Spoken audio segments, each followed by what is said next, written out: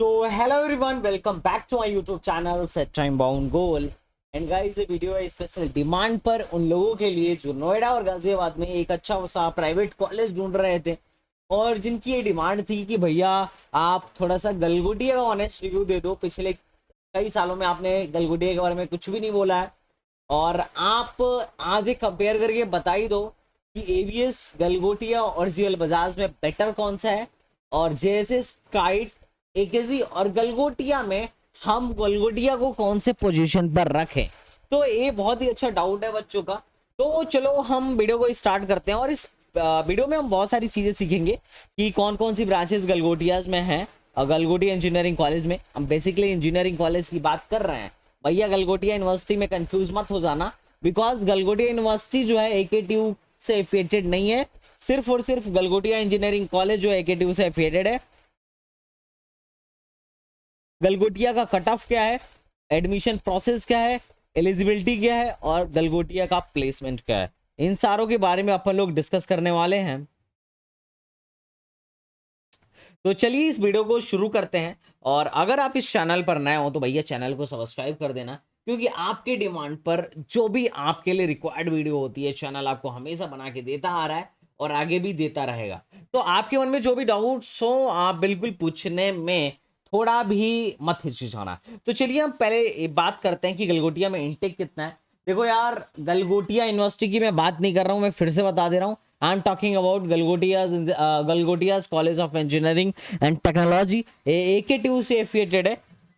Okay, तो अगर हम ब्रांच की बात करें तो देखो इसमें कंप्यूटर साइंस हिंदी। अब कौन सा ब्रांच जो है एनबीए से एग्रीडिकेटेड नहीं है, तो मोस्टली ब्रांचेज नहीं है। कौन कौन सा एग्रीडिकेटेड है, तो ट्रिपल ई एग्रीडिकेटेड है, इलेक्ट्रिकल, ईसी, ये सारी ब्रांचेज एग्रीगेटेड है। और इंफॉर्मेशन टेक्नोलॉजी, मैकेनिकल इंजीनियरिंग और सिविल इंजीनियरिंग और कंप्यूटर इंजीनियरिंग, जो पुरानी कोर की ब्रांचेस थी वही एनबीए से एग्रीडिकेशन ली हुई है। बाकी ब्रांचेस को एनबीए ने एग्रीडिकेशन नहीं दिया because they are not eligible.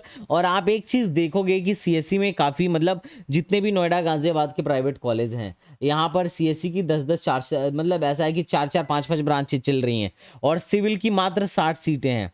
तुम देखो ना, सीएससी की 180 यहाँ है, ओके, 120 यहाँ है सीएससी की, सीएससी विथ एआई की 120 यहाँ है, CSC with computer science and engineering की विथ एआई और विथ एआई में अलग है, तो इसकी 180 सीट्स यहाँ है।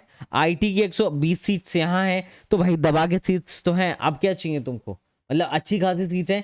एआई एंड डेटा साइंस की 60 सीट यहाँ है, एआई एंड मशीन लर्निंग की 60 सीट यहाँ है। तो यहाँ पे नोएडा गाजियाबाद में एक चीज है कि मतलब जब कोई एआई नहीं स्टार्ट कर रहा था ना, मतलब अभी एआई बहुत कम ही कॉलेजों में लॉन्च हुई थी, तब से ये लोग ना सबसे पहले ये लोग आगे बढ़ के गए कि भैया सीट बढ़ाना था तो चलो भाई जल्दी से स्पेशलाइजेशन क्या कर दो, लॉन्च कर लो। हिंदी लैंग्वेज में भी लॉन्च किया इन लोगों ने। एआईसीटी ने भी, जब एआईसीटी की तरफ से प्रपोजल था कि भैया रीजनल लैंग्वेज में भी बीटेक होनी चाहिए, अपनी अपना भारत सरकार बढ़ावा दे रहा था, तो इन्होंने बोला हाँ भैया बढ़ावा दो, जल्द जरूर जरूर, इंजीनियर हिंदी में बनाएंगे हम, आओ हिंदी में पढ़ाएंगे। तो इन लोगों ने रीजनल लैंग्वेज में भी स्टार्ट किया। तो ठीक है, ये तो चलो ठीक है यार, मैं इस पर कोई टिप्पणी नहीं कर रहा, लेकिन मामला तो तुम समझ ही गए होगे कि प्राइवेट कॉलेजों में थोड़ी सी भीड़ होती है। अब भीड़ होने की वजह से कंपटीशन होता है। तुमने देखा होगा वीआईटी में 6000 सीटें हैं, मतलब इतने ज्यादा, सिर्फ और सिर्फ कंप्यूटर साइंस में 6000 बच्चे हैं, तो भाई ये बहुत ज्यादा बच्चे हैं। तो अगर कोई कंपनी आ रही तो कंपटीशन तो होगा ही, और कंपटीशन में फाइट मारना है तो भैया दौड़ना पड़ेगा, भागना पड़ेगा, घिसना पड़ेगा, रगड़ना पड़ेगा। बात समझ में आ रहा हो, क्योंकि बात समझ में आ रहा है, क्योंकि एक कंपनी आएगी तो 5-10 बच्चे को, 15-20 बच्चे को लेके जाएगी ना, कि सबको लेके चली जाएगी। तो इस पूरे भीड़ में से 15 बच्चे सेलेक्ट होने के लिए उस 15 बच्चों के जैसा मेहनत करना पड़ेगा, ये बात समझ लो। अब बात करते हैं थोड़ा सा कट ऑफ का। कट ऑफ हमारे लिए बड़ी ही ज्यादा इंपॉर्टेंस रखने वाला है। अब मैं तुम्हें बताता हूं क्यों। चलो एकेटीयू का ओपनिंग क्लोजिंग रैंक देखते हैं। यहाँ से एकेटीयू का ओपनिंग क्लोजिंग रैंक अपन लोग देखते हैं। जैसे ही अपन लोग ओपनिंग क्लोजिंग रैंक पर जाते हैं तो वी विल नो कि बहुत अच्छी चीज़ यहाँ से आपको देखने को मिल जाएगी। मे भी इंटरनेट मेरा स्लो है तो सॉरी फॉर दैट, ठीक है।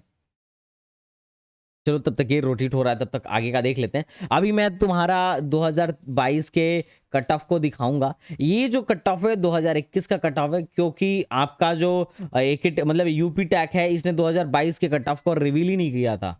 आई डोंट नो भैया इनका क्या मामला चल रहा है। जैसे तुम 4th राउंड में जाओ और यहाँ पे सर्च करो, बस गलगोटिया सर्च कर दो, Galgotia college of engineering and technology, category all कर दो, कोई दिक्कत नहीं है। तुम देखना ये आएगा ही नहीं, क्योंकि कट ऑफ इन्होंने ना तब लॉन्च किया था और ना ही अब ऐड किया है। इस सर्वर ही रह रहे, तुम्हें लग रहा होगा कि अरे भैया का नेट नहीं चल रहा, नहीं नहीं मेरा नेट चल रहा है बेटा। इनका ही ये दिक्कत है, क्योंकि इन्होंने तब भी लॉन्च नहीं किया था, कट ऑफ शो ही नहीं किया गलगोटिया का, कि गलगोटिया में 2022 में क्या कट ऑफ रहा। मतलब आई डोंट नो भाई क्या चल रहा है यार।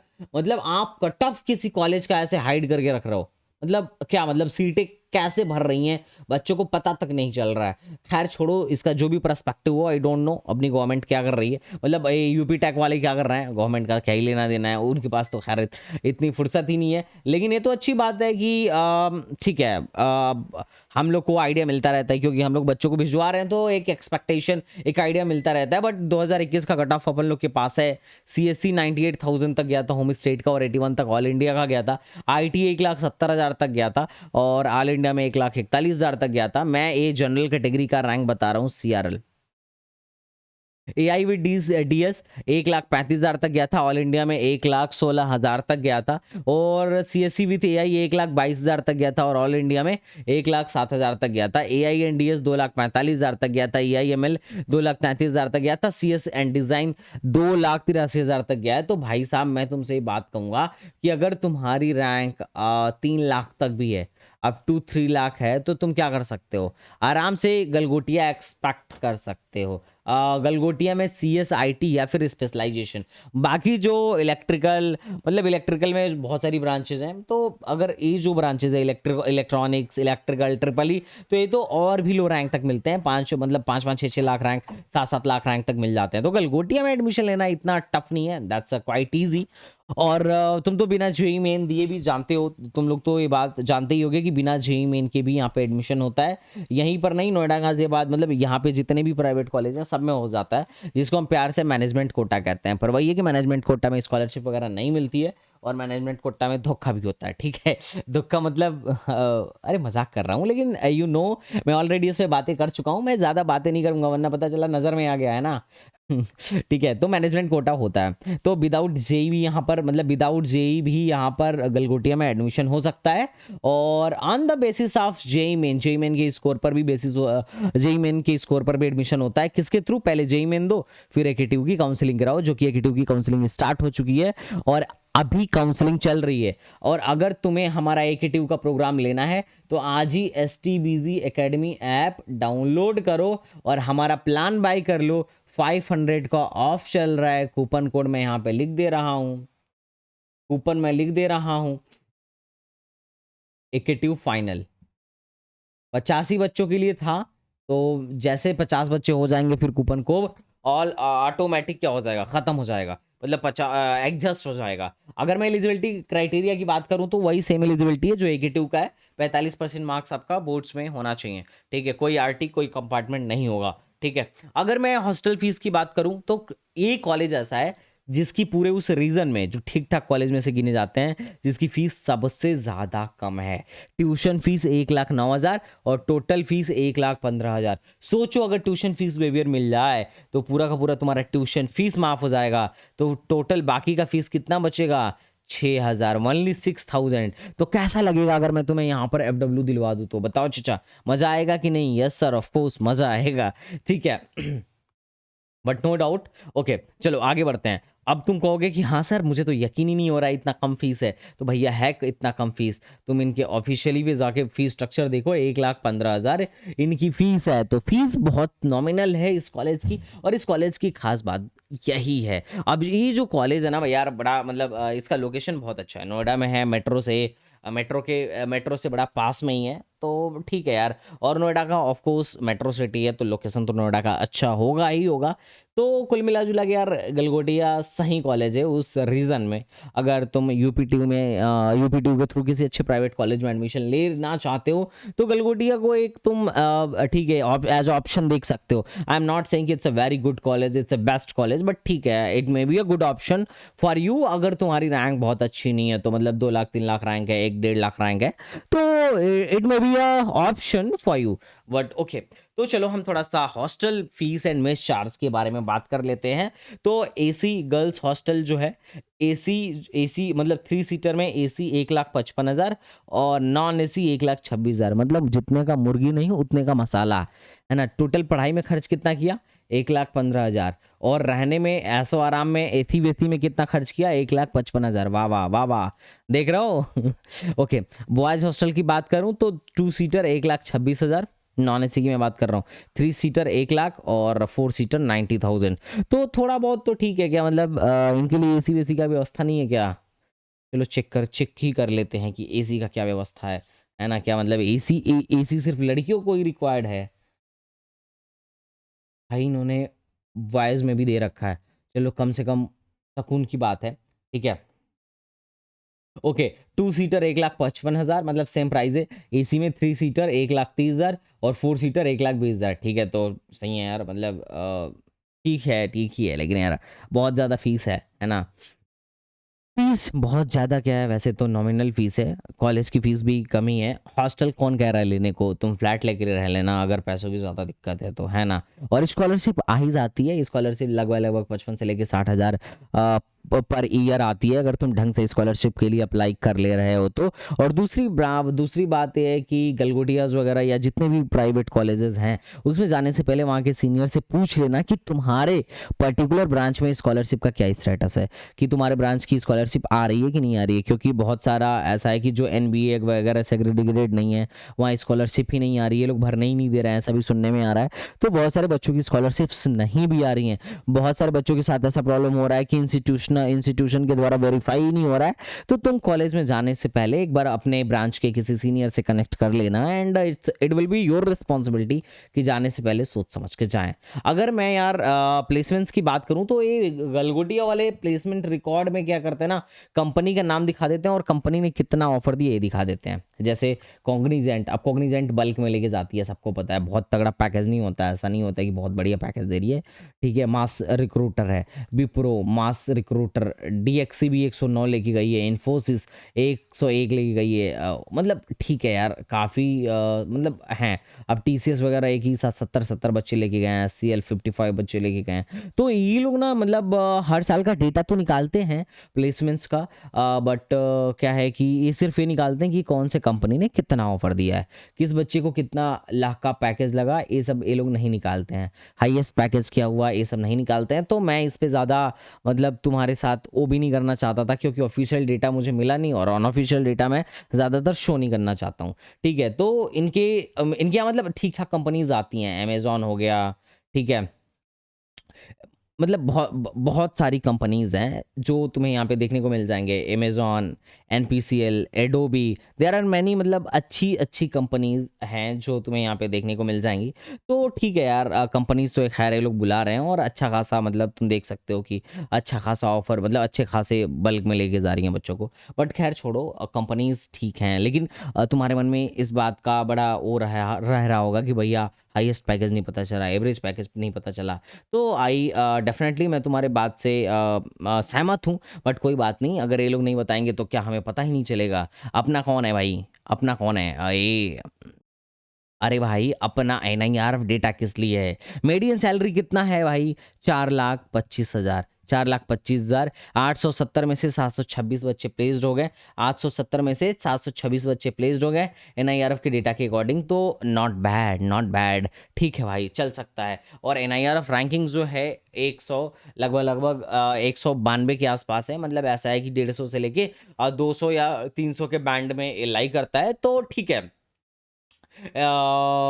मैं ये नहीं कहूँगा कि परसेंटेज प्लेसमेंट ख़राब है या मीडियन सैलरी बहुत बुरी है, मैं median salary is also good. But अब सवाल ये आता है कि भैया गलगोटिया को हमें कहाँ रखना चाहिए। तो मैं बार बार यही बात बोलता हूँ जो मेरा है, मैं सबसे पहले जेएसएस को तुम्हें सजेस्ट करता हूँ कि you should go for JSS. Sorry for this guys, okay, you should go for JSS. JSS के बाद एकेजी, एकेजी के बाद काइट, काइट के बाद से अपना ऑप्शन आता है, या तो तुम एबीएस ले लो या फिर तुम गलगोटिया ले लो। तुम कहोगे कैसे एबीएस ले ले, तो तुम एनआईआर डेटा से देख लो, NIRF, ABS का NIRF डेटा देखो,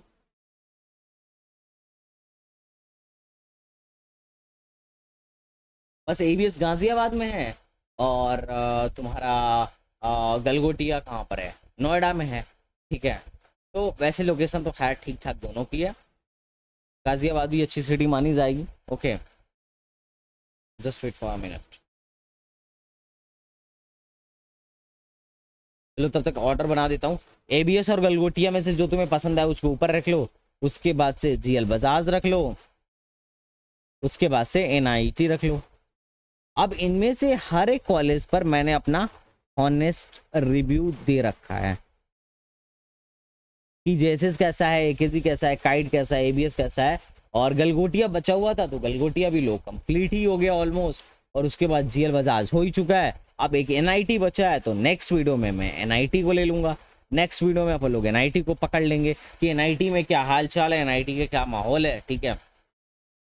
तो पहले चलो मैं तुम्हें ABS में NIRF डेटा ABS का NIRF डेटा दिखाता हूँ। तो यू विल कि 954 में से 861 बच्चे प्लेस्ड हो गए। भाई इंजीनियरिंग का डेटा है, ठीक है, मैं ओवरऑल नहीं दिखा रहा हूँ। 954 में से 861 बच्चे प्लेस्ड हो गए और मीडियन पैकेज 5 लाख रुपए का है। मीडियन पैकेज कितने का है? 5 लाख रुपए का है। तो तुम्हें कहीं ना कहीं गलगोटिया से ज्यादा अच्छा देखने को मिल रहा है, और परसेंटेज प्लेसमेंट भी गलगोटिया से कहीं ना कहीं अच्छा देखने को मिल रहा है। अब तुम्हारे मन में सवाल आएगा कि भैया गलगोटिया कॉलेज में जाना चाहिए या गलगोटिया यूनिवर्सिटी में जाना चाहिए। तो मेरी तरफ से आंसर है कि भैया गलगोटिया इंजीनियरिंग कॉलेज में जाना चाहिए बजाय यूनिवर्सिटी में जाने के लिए, बिकॉज हम जा रहे हैं पर्टिकुलरली स्पेशली इंजीनियरिंग के लिए। तो जो स्पेशली इंजीनियरिंग के लिए डिजाइन कॉलेज है वो गलगोटिया इंजीनियरिंग कॉलेजेस है। गलगोटिया यूनिवर्सिटी में तो तुम कभी भी जाओ, एडमिशन इजीली हो जाता है, ठीक है, तो ऐसा कोई बड़ा मसला नहीं होता है। तो एक कुल मिला जुला के एक छोटा सा रिव्यू था मेरे तरफ से गलगोटिया के बारे में। मैं ये नहीं कह रहा गलगोटिया अच्छा नहीं है, बिल्कुल ठीक कॉलेज है, यू कैन कंसीडर इट। अगर तुम्हारी अच्छी परसेंटाइज नहीं है, अच्छी परसेंटाइल नहीं है, थोड़ा सा लो रैंक है, तो बिल्कुल तुम गलगोटिया जा सकते हो और यहाँ से प्लेसमेंट भी लग जाएगा, परेशान मत हो। मैंने ऐसे बहुत सारे लोगों को देखा है जो 10+, 15+, इवन 20+% मतलब प्लेसमेंट 20 LPA प्लस तक प्लेसमेंट जिन्होंने लिया है। तो ठीक है यार, नो प्रॉब्लम, गलगोटिया भी एक अच्छा ऑप्शन है, तो यू कैन गो। और बाकी अगर गलगोटिया का अगर कोई बच्चा वीडियो देख रहा हो और उसके पास कुछ इससे ज्यादा इन्फॉर्मेशन हो तो तुम जरूर कमेंट बॉक्स में बताना। तो चलिए गाइस, मिलते हैं नेक्स्ट वीडियो में, तब तक के लिए बाय बाय, टाटा एंड जय हिंद।